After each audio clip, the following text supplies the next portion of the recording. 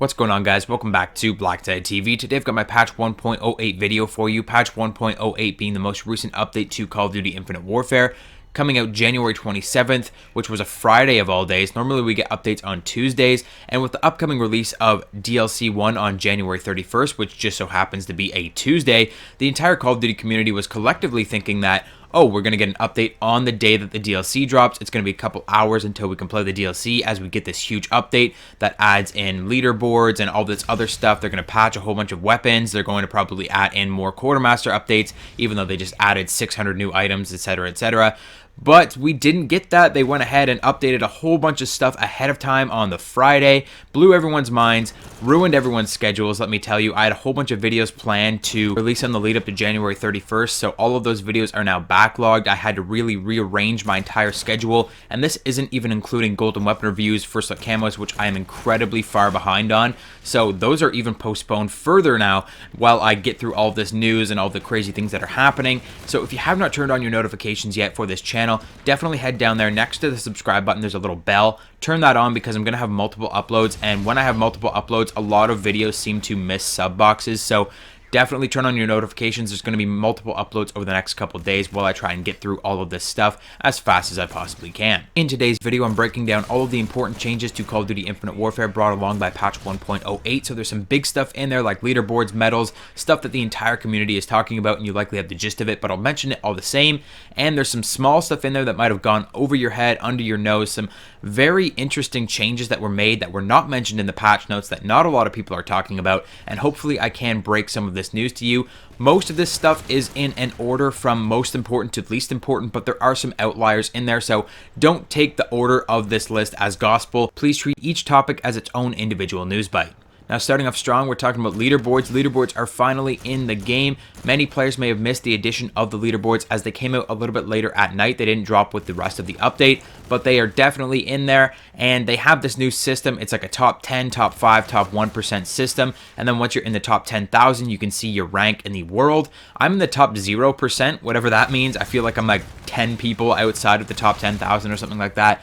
So it's a weird system. It's kind of annoying. I like to see my official rank in the entire world at all times in a Call of Duty game, so I'm a little upset with how it works, but you guys might like it a little bit more. I don't know. Tell me what you think about the leaderboards in the comment section down below. Another massive addition to the Barracks section of this game is the medal list, so players can now go in and see what medals they've earned throughout their time playing Infinite Warfare. There is still no medal breakdown at the end of game, so you can't see how many medals you got in any specific game, but you can see how many medals you've earned overall throughout your time playing Infinite Warfare.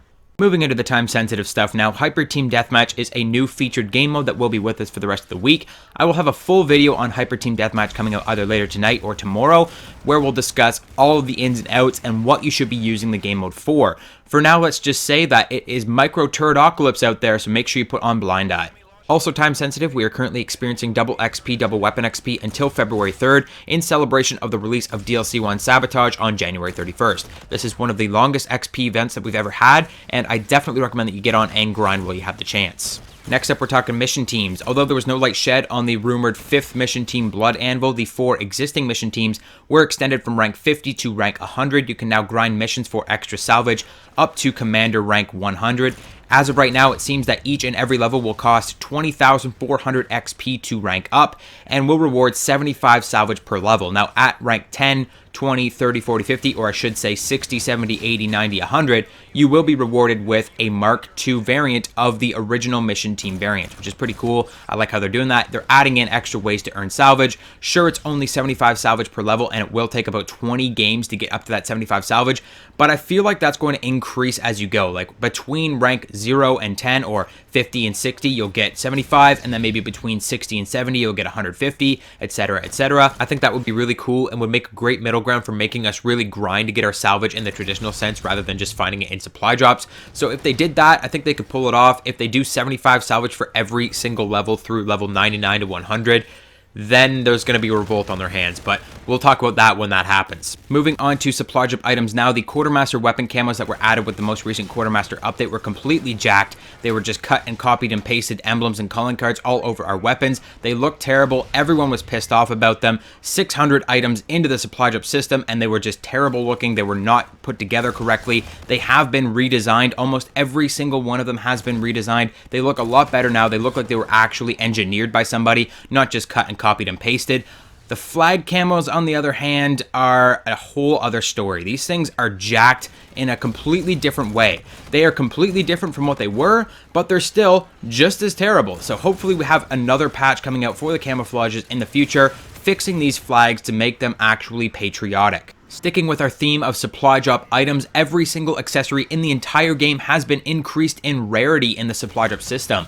Yes, this is true. Every single weapon accessory is now either epic or legendary in the supply drops. This is one of those smaller ones that not a lot of people are talking about. I don't think a lot of people have noticed, but Mr. Smugglepuss, for example, was originally a common item. He is now epic. The UNSA dropship was originally a common item. It is now legendary. The cowboy boot was originally a common item. It is now legendary, etc., etc. All of these accessories are now legendary and epic and will be dropping in place of your epic variants, your legendary variants, the things that you actually want. So this is a huge kick in the face from Infinity Ward. Nice one, sliding that under the rug. Thanks, guys. Now, if supply drops aren't your thing and you want your items now, you can now purchase the CWL personalization pack in the MISC section of the store for 300 COD points. This includes a calling card, an emblem, a camo, an accessory, and a reticle. I will have a first look camo on the CWL personalization pack in a couple days. And last but not least, I've got a few minor changes to the game. Some of them were mentioned in the patch notes, some of them were not. So first up, we have an in-game progress tracker. If you pause the game in the middle of a match, you can see how much XP you need until you level up. Every calling card in the entire game is now visible before completing their respective challenges. If you head into the calling card or challenges menu in the barracks, you can see every single calling card before unlocking it, which is good and bad. I kind of like the surprise of finding out what new calling card I got when I complete a challenge, but some people like to see the calling card before they get it. The only thing that I wouldn't have done if I was Infinity Ward is reveal what each of the Spec Ops calling cards look like. Like, really, they didn't reveal the challenges, but they revealed the calling cards, and that's just a pain in the ass because those things are super special, and you're supposed to really generate traffic around those calling cards, getting people asking you how you got them, etc., etc. And now that's not going to happen because you can just see them in the Spec Ops calling card menu. Next up, I'm not really sure how long this has been in the game, but it's the first time I've noticed it. Loadout options are now permanently unlockable with your permanent unlock tokens from prestiging. So primary gunfighter rank 1, 2, 3, secondary gunfighter rank 1 and 2, danger close, so you can use 2 lethal grenades. All of these can now be permanently unlocked with tokens when you prestige. Glitches with the steel dragon and jammer grenade have now been patched, and lastly, spawn protection indicators are now in the game. If you attack an enemy that has recently spawned with a combat rig or with a score streak, you will be notified that they have spawn protection. And those are all of the changes that I've noticed between patch 1.07 and 1.08. If I missed anything, let me know in the comment section down below. Hit the like button if you enjoyed this video, subscribe for more daily gaming goodness, and I'll see you guys on the next video.